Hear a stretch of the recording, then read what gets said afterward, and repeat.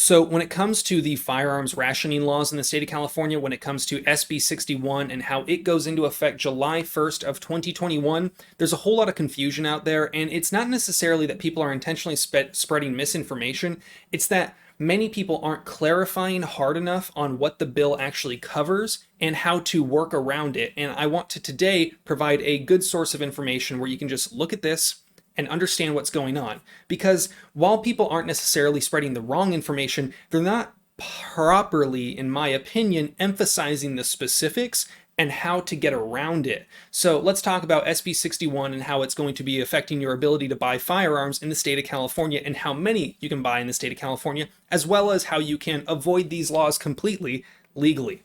Now, before we get going, I do want to say thank you to one of the sponsors of this channel, Route 66 Shooting Sport Park in San Bernardino, California. If you're in the area, I highly recommend you check them out. I just recently did a meetup event with Anthony, Armed Scholar, and it was super cool. We had 1,200 people come out on Saturday, and then on Mother's Day on the Sunday, we had about 600 people show up. Super cool to see that many like-minded individuals come, show up, hang out, and have fun. If you're in the area, check them out. They're an awesome range and excellent people to work with. I very much appreciate their support. I'm going to be reading a little bit from my notes today, so if you see me looking off to the left, that's because I want to be very specific with what I say. Now, many people believe that July 1st, 2021, that you can only buy one firearm per month, and that's straight up not true, not the case whatsoever.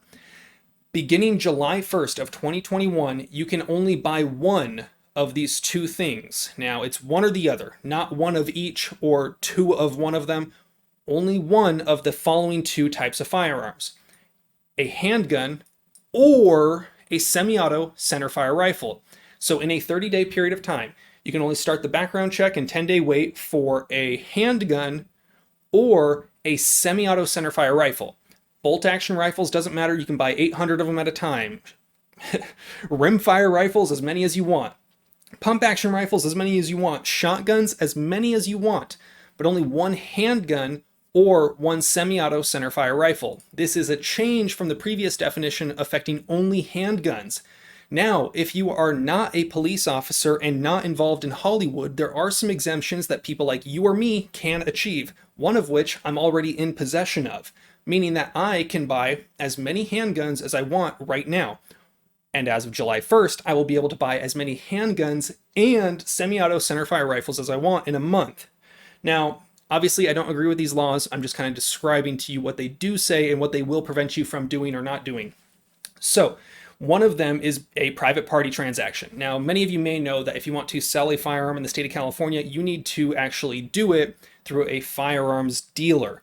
Now, that is not included in your 1 in 30 days. And I'll read the penal code sections that back up what I'm saying in a second. I just want you guys to get the information, and then I'll kind of gloss over the actual penal code itself after.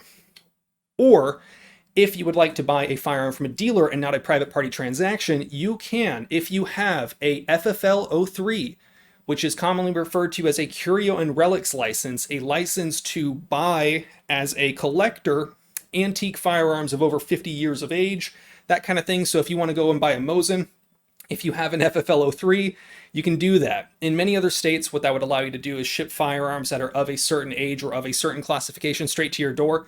But if you're in the state of California and you have both an FFL 03 and a California Certificate of Eligibility, you can actually bypass the firearms rationing laws in the state of California. Now, if you want to know more information about the process to actually get that COE and FFL 03, or your Curio and Relic license and your Certificate of Eligibility, I have a video from a few years ago that describes the process. Some of the forms have changed, but the general process is still the same. If there's enough interest, I might remake a video. One of the big benefits is that for most people in the state of California, if you're not in like LA or Marin and Oakland, I believe, you can actually still have ammunition shipped straight to your door.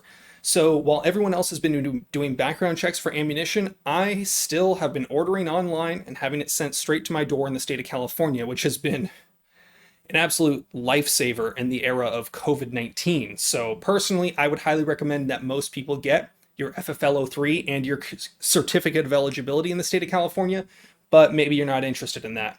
Now, this law is not currently being challenged in the courts, but that might change, and most likely Firearms Policy Coalition California Rifle and Pistol Association and Gun Owners of America are the most likely organizations that would challenge something like this. So if that's something you're interested in, pay attention to those lawsuits. Penal Code 27535A.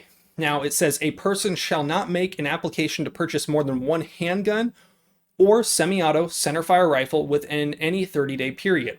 This subdivision does not authorize a person to make an application to purchase both a handgun and semi-automatic centerfire rifle within the same 30-day period. Subdivision B says that that does not apply to any of the following. Now, there's 7 exemptions that are basically just if you're in LA and in the movie industry and have proper licenses, or if you're a cop or in the military, there's some exemptions for people like that. But I don't really care. I'm not going to go into too much specifics about those. If you want to know if you're exempt, go ahead and look at that. But for the average people like us, one of them says any transaction conducted through a licensed firearms dealer pursuant to Chapter 5, commencing with Section 28050. If you actually go and look at that, 28050 in Chapter 5 refers to anything that's done through a private party transaction. So that's obviously where we get that exemption. The one that most people are also interested in says any person who is licensed as a collector pursuant to Chapter 4 of Title 18 of the U.S. States Code and Regulations issued pursuant thereto and has a current certificate of eligibility issued by the Department of Justice.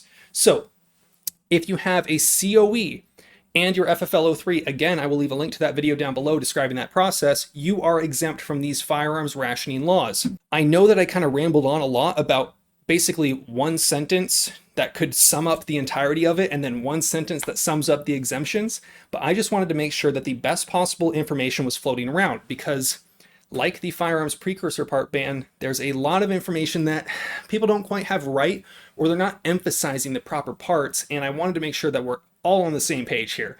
If you enjoyed this video, please drop a like. I would appreciate that. This video is probably going to tank in the analytics because I mentioned COVID-19 and firearms in the same sentence, but we will see how that goes. You guys know the drill. Have fun, be safe, stay dangerous. Peace. Oh, and if you want to leave comments about my Megamind ass forehead, I know a lot of you are kind of new here, so you might not have been aware that I have a massive head. You know, it's where I store all my gun knowledge and California gun law information.